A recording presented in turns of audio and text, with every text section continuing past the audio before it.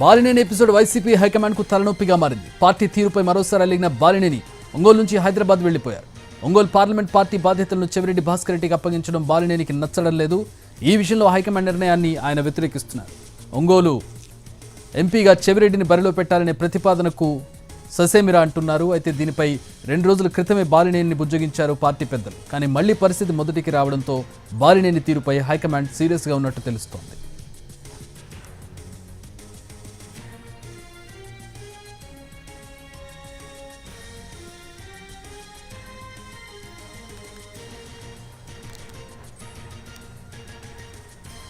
Balineni episode మళ్లీ మొదటికొచ్చింది. హైకమాండ్కు తలనొప్పిగా మారింది. పార్టీ తీరుపై మరోసారి అలిగారు బాలినేని. ఒంగోలు నుంచి హైదరాబాద్ వెళ్లిపోయినట్టుగా తెలుస్తోంది. ఒంగోలు పార్లమెంట్ పార్టీ బాధ్యతలను చెవిరెడ్డి భాస్కర్ రెడ్డికి అప్పగించడం బాలినేనికి నచ్చడం లేదు. ఈ విషయంలో హైకమాండ్ నిర్ణయాన్ని ఆయన వ్యతిరేకిస్తూ ఉన్నారు. ఈ విషయం మీద ఆల్రెడీ ఒకసారి ఆయన బుజ్జగించారు, అంతా సర్దుకుందనుకున్నారు. కానీ మళ్ళీ ఇప్పుడు బాలినేని అలిగి హైదరాబాద్ వచ్చేసినట్టుగా తెలుస్తోంది. ఒంగోలు ఎంపీగా చెవిరెడ్డిని బరిలో పెట్టాలనే ప్రతిపాదనకు ఆయన ససేమిరా అంటున్నారు. దీనిపై 2 రోజుల క్రితమే మాట్లాడి అంతా సెట్ అయిందనుకునే మళ్ళీ ఆయన అలగడంతో అధిష్టానం దీన్ని కాస్త సీరియస్గా తీసుకున్నట్టుగా తెలుస్తోంది.